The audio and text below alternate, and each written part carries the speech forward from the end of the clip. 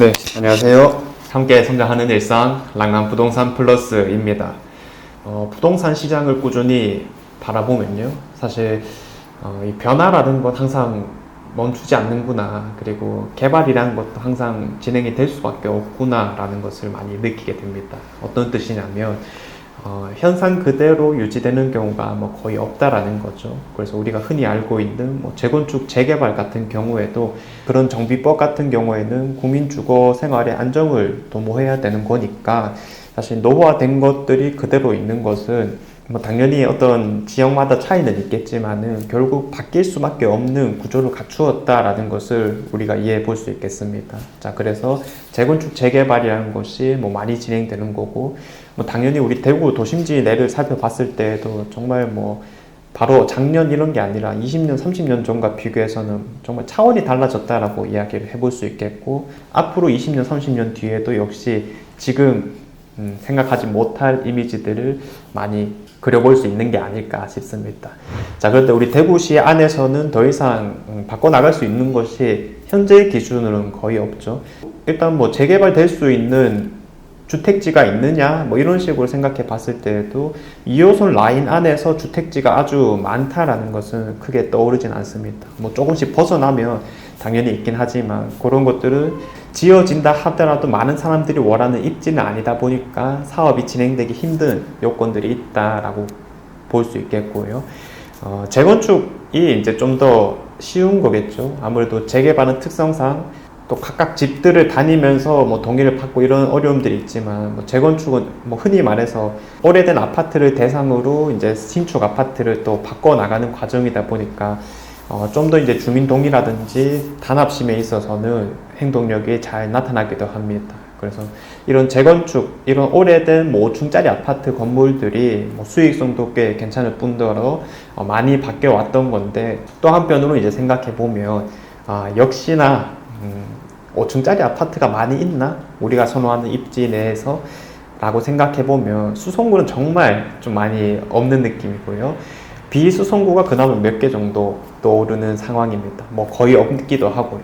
자, 그래서 지금 많은 사람들이 관심을 가지는 거는 중층 재건축으로 인식이 바뀌었죠. 이런 것도 다 서울 수도권에서부터 시작되었다라고 볼 수 있는데, 15층 이하의 이제 재건축 단지들이 그나마 뭐 20층 이상인 곳들보다는 사업성이 괜찮기 때문에 충분히 바뀔 수 있는 것이고, 특히나 이제 뭐 서울 중심부라든지 아니면 뭐 목동 이런 데는 중층 재건축이 정말 많이 진행되려고 하는 모습입니다. 그리고 우리 대구에서도 이제 범어 4동이 있죠. 특히나 이제 이 수익성 측면에서 분양가를 얼마나 높일 수 있느냐가 핵심일 수밖에 없는데, 그 분양가 측면에서도 뭐 어쨌든 우리 대구에서는 가장 높게 형성할 수 있는 지역이다 보니까 그런 곳에 있는 오래된 중층 아파트들이 또 주요한 대상이 되고 있습니다. 그래서 이러한 흐름들은 매우 자연스럽고 이제까지도 잘 이어졌다라고 보는 건데, 사실 이 중층 재건축이라고 하는 것도 뭐 몇 개가 있다라고 보는 거지,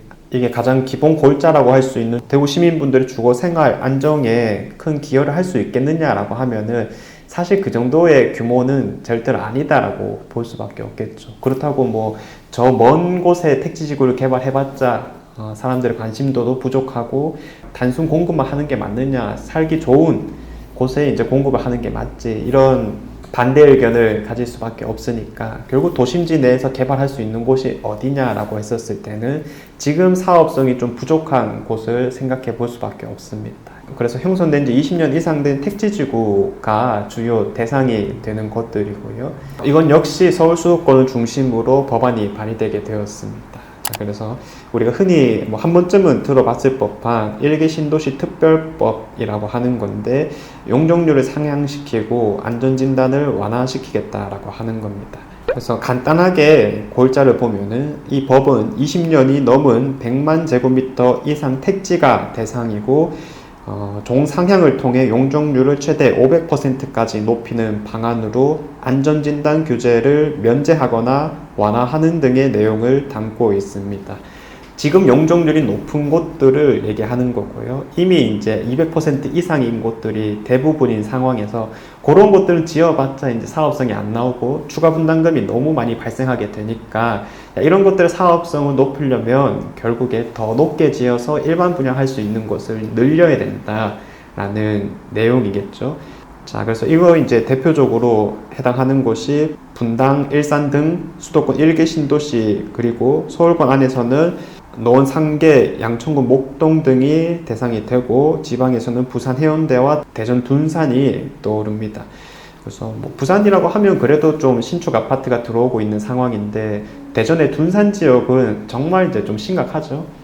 신축 아파트가 더 들어올 수 있는 땅이 없다 보니까 정말 인프라는 좋음에도 불구하고 대부분이 오래된 중층 이상의 건물이다. 그래서 뭐 크모칸이라고 하는 아파트들을 중심으로 그나마 사업성이 괜찮기 때문에 중층 재건축이 진행될 수 있다라고 하지만은 이렇게 뭐 일기 신도시 특별법이 만들어지면은 좀 탄력을 얻을 수 있을 게 아닐까라고 보여지는 상황입니다.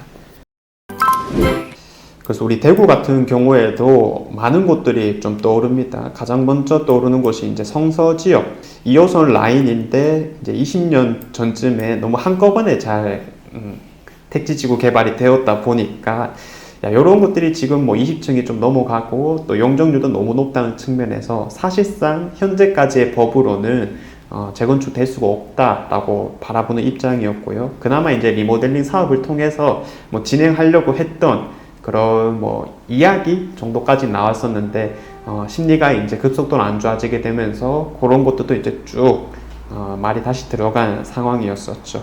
자, 그리고 성서 지역뿐만 아니라 이런 뭐 위쪽에 칠곡 지역도 있고요.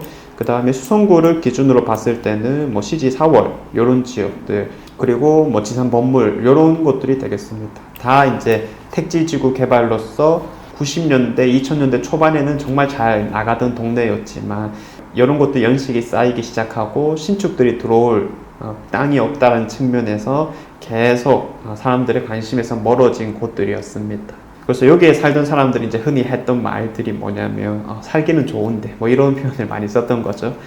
자, 그런데 이런 일기 신도시 특별법에 좀 혜택이 될 수 있을까라고 바라봤더니 이제 이런 기사도 올라왔어요. 성서 7공은 되고 지산법물 시지는 안 된다라는 내용이었습니다. 왜 그러냐면 이 단일 면적 기준으로 100만 제곱미터가 되어야지 이 법의 대상이 된다라고 보는 건데 지금 성서나 칠곡 같은 경우에는 가능하지만은 지산법물이나 노변, 시지 뭐 이런 것들은 단일 면적으로는 100만 제곱미터가 안 됩니다. 그나마 제일 큰 시지 같은 경우에도 한 86만 제곱미터 정도 수준이거든요. 그래서 지금대로만 간다면은 이런 것들은 용적률을 상향시켜 주는 게 조금 애매해진다, 법적으로 좀 힘들다라는 이야기가 나오고 있습니다.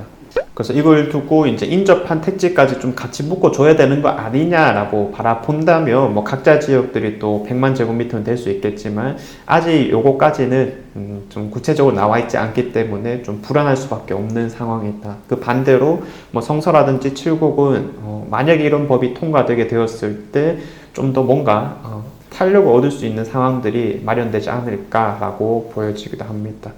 자, 그래서 일단은 뭐 2호선 라인이라는 점이 우리 대구에선 가장 중요하기 때문에 특히나 성서 지역이 좀 탄력을 받을 수 있는 상황이 마련될 수 있겠죠. 최근에 신청사 건립을 위한 재원을 마련하기 위해서 기존에 가지고 있던 공유재산을 좀 매각하고 진행하겠다라고 했습니다. 그래서 요 상업지역에 만약에 또 새 아파트가 들어온과 동시에 주변 개발이 진행될 수 있는 여건이 갖춰진다면 우리가 이제까지 상상했던 성서의 이미지는 뭐 정말 20-30년 후에는 많이 달라질 수도 있겠다. 뭐 그런 생각을 한번 해볼 수는 있을 것 같고, 나머지 수성구 지역도 만약에 그런 시행령 같은 것이 더 포함되면은 또 그런 미래들을 그려볼 수 있겠습니다. 부동산 공부의 핵심은 결국 미래가 어떻게 바뀌어 나갈지를 잘 이해하는 게 아닐까 싶습니다. 특히나 이제 그런 이미지에 있어서는 이렇게 뭐 정비 사업이라든지 재건축, 재개발, 리모델링 사업이 될 수 있을 만한 곳이 어디일까, 실제로 어떻게 진행될까, 이런 것이 상당히 구체적인 방향성일 것이기 때문에 항상 이런 흐름들이 어떻게 바뀌어 나가는지 잘 주목해야 되겠고요. 그리고 어느 정도의 이제 뭐 경험치라든지 혹은 지식들을 습득해 놓은 다음부터는 사실 그 다음부터는 정보 싸움이기 때문에 이런 정보들을 우리가 미리미리 잘 체크하고 또 어떻게 흘러가는지를 잘 잡아놓는 게 중요한 게 아닐까 싶습니다. 자, 그래서 그런 부분에 있어서 늘 좀 도움을 드리도록 하겠고요. 또 이것과 관련된 중요한 내용이 나올 때 다시 한 번 더 영상을 찍어 보도록 하겠습니다. 자, 이상 제가 준비한 내용은 여기까지이고요. 내일도 좋은 내용으로 찾아오도록 하겠습니다. 감사합니다.